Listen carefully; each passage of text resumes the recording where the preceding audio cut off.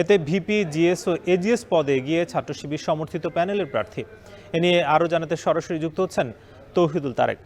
তারেক, জানাবেন যে এখন পর্যন্ত যতটুকু ফলাফল পাওয়া গেছে সে বিষয়ে কি তথ্য আছে আপনার কাছে, এবং পুরো গণনা শেষ হতে আর কতক্ষণ সময় লাগতে পারে?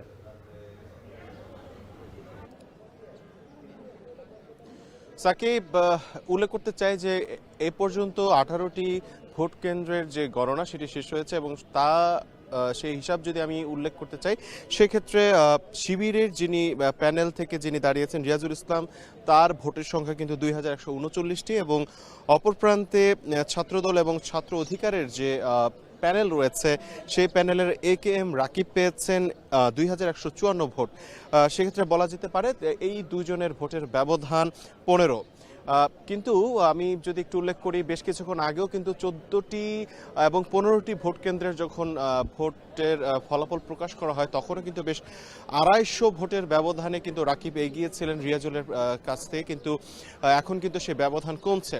যদিও এখনো কিছু বলা যাচ্ছে না, এখনো প্রায় 18টির পর বাকি আরও প্রায়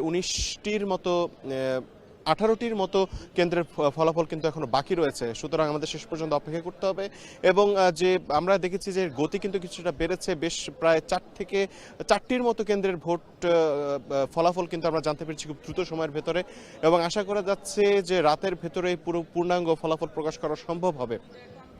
এবং আরেকটি বিষয় উল্লেখ করতে চাই, জিএস এবং এজিএস পদেও কিন্তু শিবির এগিয়ে আছে, তবে এজিএস পদে কিন্তু ভালো লড়াই হচ্ছে দুই প্রার্থীর মাঝে এবং এই লড়াই কিন্তু এক একটি কেন্দ্রের ফলাফল প্রকাশ হচ্ছে এবং দেখা যাচ্ছে যে এক প্যানেলের প্রার্থী থেকে অন্য প্যানেলের প্রার্থী এগিয়ে যাচ্ছে এবং পরবর্তী কেন্দ্রের ফলাফল প্রকাশের সাথে কিন্তু আবার এর বিপরীত চিত্র কিন্তু আমরা দেখতে পাচ্ছি। ঠিক এমন একটি পরিস্থিতিতে উৎসবমুখর পরিবেশে কিন্তু বলা যেতে পারে এই ভোট গণনা চলছে এবং যত সময় গড়াচ্ছে ততই কিন্তু সে লড়াইও জমে উঠছে এবং প্রার্থী এবং তাদের যে সমর্থক এবং সংশ্লিষ্ট যারা আছেন তাদের সকলের মধ্যেই কিন্তু আমরা সেই উচ্ছ্বাস এবং উত্তেজনাটা কিন্তু আমরা দেখতে পাচ্ছি যে ভোটকে কেন্দ্র করে যে বিষয়গুলো আমরা লক্ষ্য করি।